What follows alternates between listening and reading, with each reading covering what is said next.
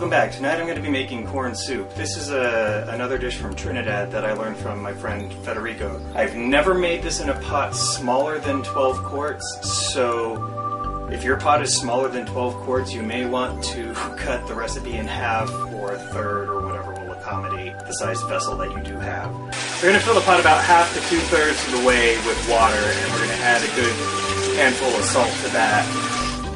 Probably 2-3 tablespoons of salt there. The first thing we want to do with this is get it onto the stove over high heat and let it come up to a boil. It's a lot of water, it's going to take a little while, so get that going while we do the other stuff.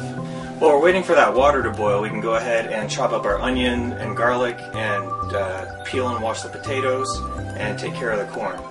I've got about 5 pounds of potatoes here, and just like we did in just about everything else I've done that has used potatoes, peel them, chop them up in about 1-inch pieces, and throw them in a bowl of water until you're ready to use them. I've already worked on the onions and garlic. It's 1 large onion and 1 clove of garlic. Just a clove, not the whole head. And you want to chop them both up fairly finely. I've got 4 ears of corn here. After you've shucked and washed it, you just want to cut it into 1.5 to 2 inch long chunks. The cleaver comes in pretty handy for this. So can the mallet. We're looking for pieces about like that. My water's come to a boil. Now I'm going to throw in 2 pounds of yellow split peas.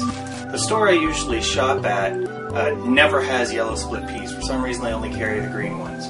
If that's your case, you can use the green ones. I've done it before. It doesn't taste any different. It just looks a little more green than yellow.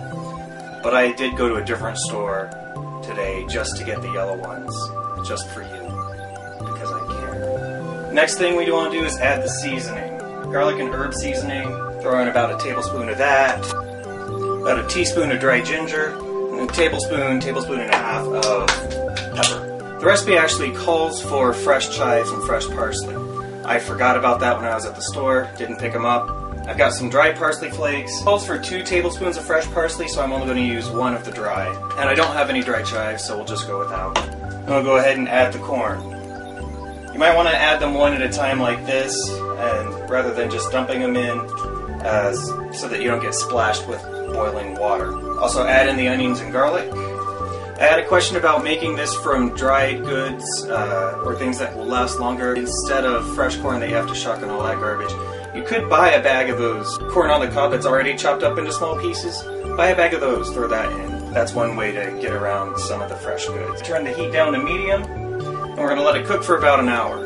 You do want to stir it occasionally just to make sure that split peas aren't burning to the bottom of the pot or anything like that. And I've just been reminded that the season premiere of Heroes has just started, so I'm going to go watch that while this cooks. We've got about 15 more minutes until we're ready to move on to the next step in the pot, so we need to get going with the dumplings. It's really easy. I don't have exact measurements, unfortunately, but you get the idea. In this bowl, I have half a cup of butter. To that, we're going to add about 5 heaping tablespoons of flour. Not an exact science here. And about 2 teaspoons of salt. We're also going to add warm water. And you just want to start working this with your hands until everything's incorporated together and you've got a nice dough. This is looking pretty dry. I'm going to go ahead and add a little bit more water. You want to basically get it so that you don't have any huge chunks of butter floating around in there. It's a pretty even mixture. And we're looking for a good, fairly stiff, doughy consistency. So I'm going to add another couple of tablespoons of flour. Basically, we're looking to get something about the consistency of Play-Doh. We're almost there. I just need just a little bit more flour. And the dough is done. I've got about 5 more minutes before we're ready to move on with the soup. And this is what the dough actually is going to look like. So after about an hour, the soup should look something like this. Now we're ready to throw in the potatoes. Of course, be sure to drain off the water that they've been sitting in first, because we really don't need to add any more liquid to this. I'm going to let this go about 10 more minutes, let the potatoes come up to temperature, and then we'll move on to the next step. At this point, some things will start burning to the bottom. Don't worry about that too much. Every time I've made this, I've ended up with something burned to the bottom of the pot. As long as you don't scrape too hard, you won't end up with burnt crap floating in your soup, and therefore burnt flavor in your soup. Just scrape gently, and whatever's loose enough will come off on its own, and whatever's stuck on will stay stuck on until you wash the pot when you're done cooking. now that the potatoes are up to temperature, we want to start adding the dumplings. They should be about this size. As you make them, just drop them into the pot. This dough will make quite a few dumplings. If you don't like so many, maybe only use half of it, freeze the other half, and thaw it out the next time you make this. Next, you want to add a can of coconut milk. It's a good idea to give it a good shake, because while it's sitting on the shelf of the store, it can kind of separate into the solids and liquids. Yeah. Give this a taste, make sure it's seasoned well. Mine needs more salt, it often does. Now that I have the soup seasoned to my liking, we're going to let it go for about another 45 minutes. A lot happens over that final 45 minutes we let this cook. The starches from all those ingredients in there that all come out and begin to thicken the soup really well. And it looks completely different. In fact, here's what the pot looks like now.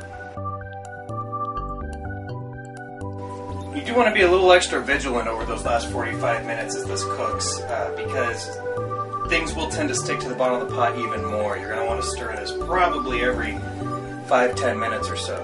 When it's done, you will want to get that off the heat as soon as you can, just to try and reduce the amount of further burning of stuff onto the bottom of the pot. I tend to keep an eye on it, stirring it every few minutes or so, just to make sure things don't continue to burn as the bottom of the pot's still hot, before I transfer it to a bowl to keep in the fridge. And this is what the final product looks like. Thanks again, I'll see you next time. Hey, I just got home, I'm going to heat up some of those leftovers. I normally don't bother with showing you guys the leftovers, but I thought I'd make the exception with this corn soup because it sets up unbelievably when you stick it in the fridge. In fact, it looks like this. What you actually want to do if you want this to be back to a soup consistency is put a little bit of water into the bowl that you're heating. Probably only 2 or 3 tablespoons of water per serving is all you need. Well, it just depends on how loose or thick you want your soup. I choose to err on the side of having not quite enough water in there when I heat it back up, because I can always add a little more water to loosen it some more if I want. Thanks, enjoy.